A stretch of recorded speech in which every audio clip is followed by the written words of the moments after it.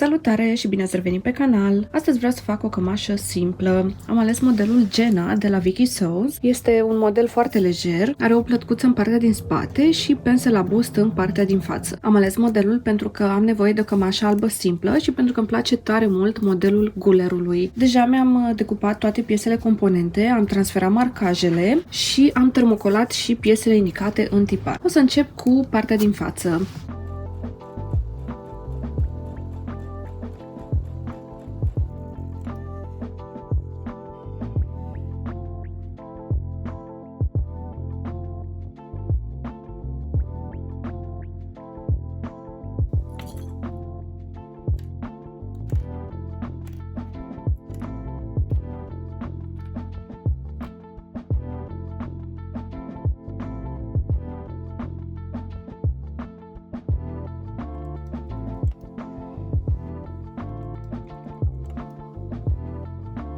Am prins acum părțile din față doar de plătcuța exterioară de la spate. O să unesc umerii, după care o să unesc și cea interioară.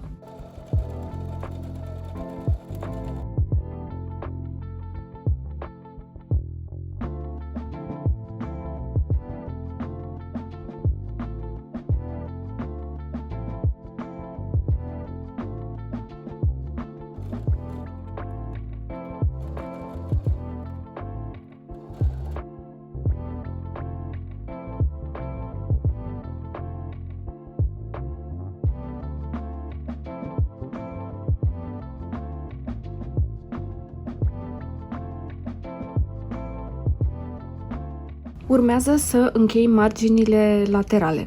Pentru că materialul este așa de finuț, trebuie să folosim o cusătură franțuzească. Am prins deja materialul la exterior, voi face o cusătură, voi scurta marginea și apoi o să întorc de la interior și mai fac încă o dată o cusătură.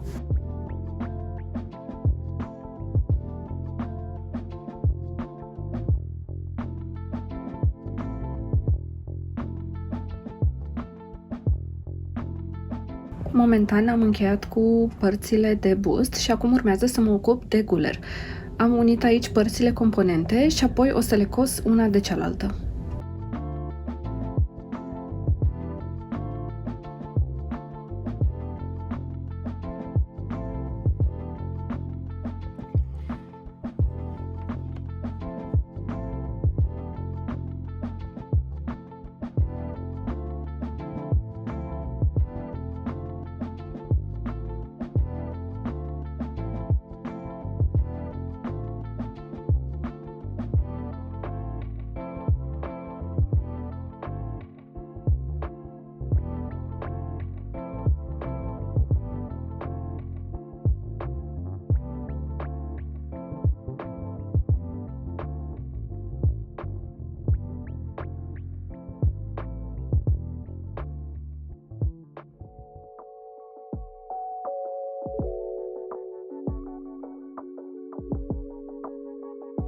În față, cămașa se finisează cu amform. Am surfilat deja aici bucățile care vor veni la interior și am atașat de cămașă pe porțiunea aceasta dreaptă. Pe guler, momentan nu o cos pentru că urmează să atașez gulerul în sine și apoi o să închid și porțiunea asta curbată.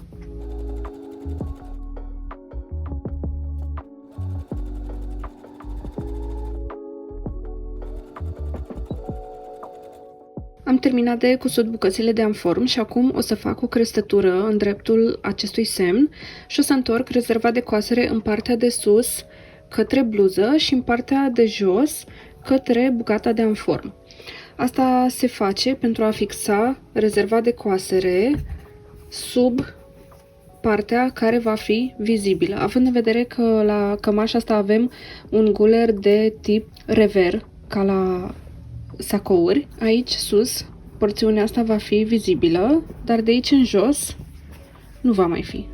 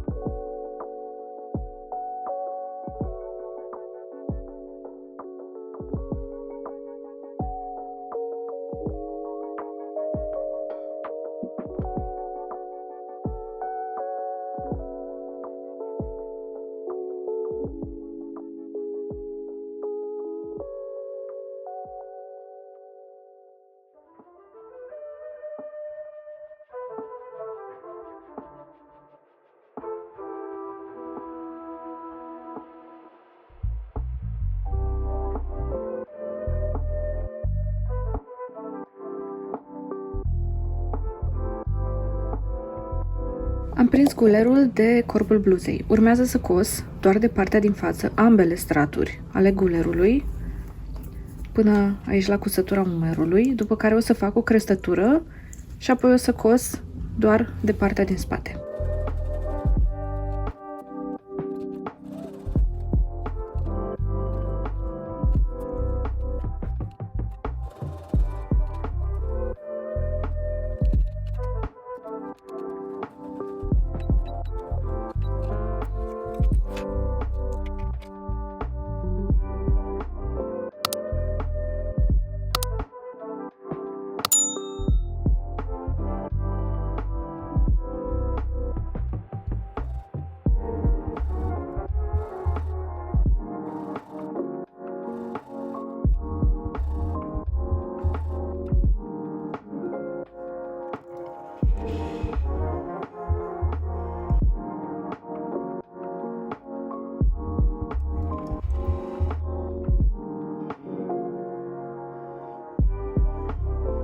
Am îndoi marginea gulerului de la interior, l-am prins cu bolduri și acum o să folosesc o cusătură manuală să-l prind. Materialul este prea subțire și alunecos ca să cos la mașină.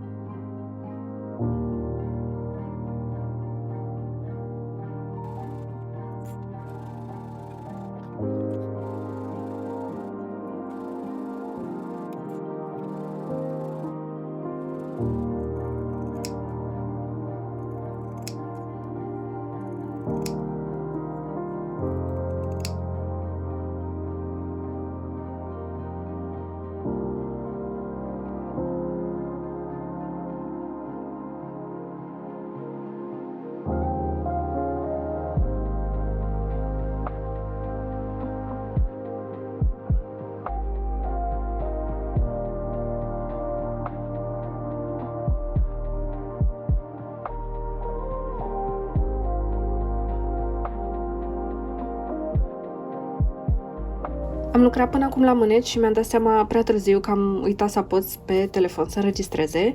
Vă arăt aici cum a ieșit prima manșetă. Și acum urmează să o cos pe a doua. Trebuie să cos aici de mânecă, apoi o să închei lateralele astea scurte și la final o să închei de la interior. Și așa o să arate.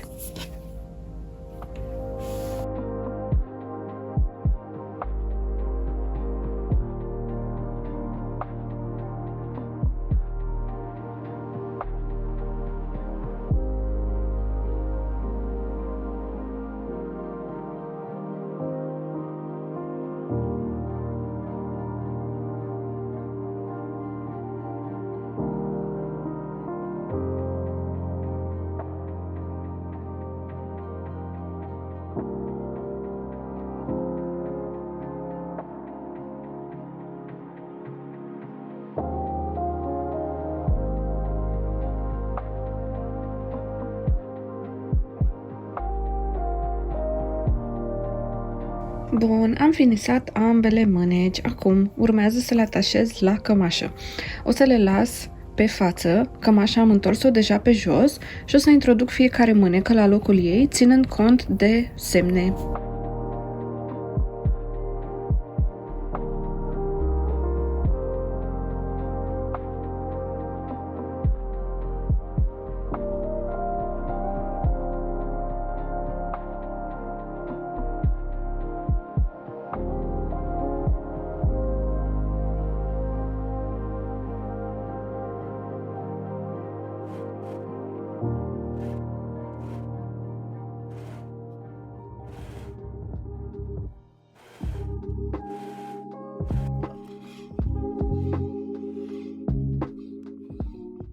Am corectat lungimea tivului pentru că ajunsese să fie puțin inegal.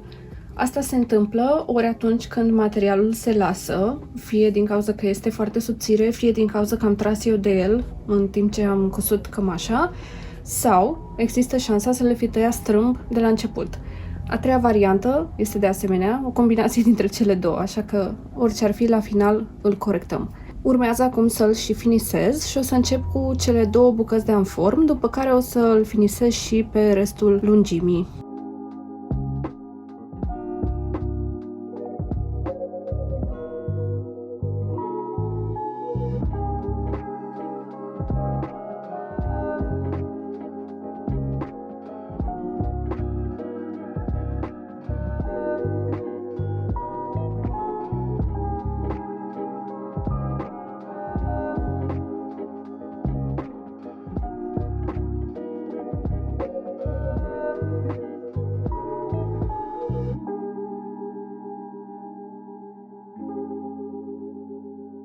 Acum că am terminat cămașa și am și purtat-o, o să las aici o concluzie. Am sentimente mixte în ceea ce privește rezultatul final. Trebuia să adaug câțiva centimetri în zona șoldului pentru că nu pot să închei ultimii 2 nasturi de la cămașă. Lucrul ăsta trebuia să-l verific înainte să tai tiparul, dar este lecție pentru data viitoare. De asemenea, nu sunt sigură că îmi place finisajul din față. Asta e posibil să fie din cauza materialului pe care l-am ales eu. Este o viscoză foarte subțire și se vede dublura aceea în față. Nu e foarte evident, dar e un lucru pe care eu îl observ.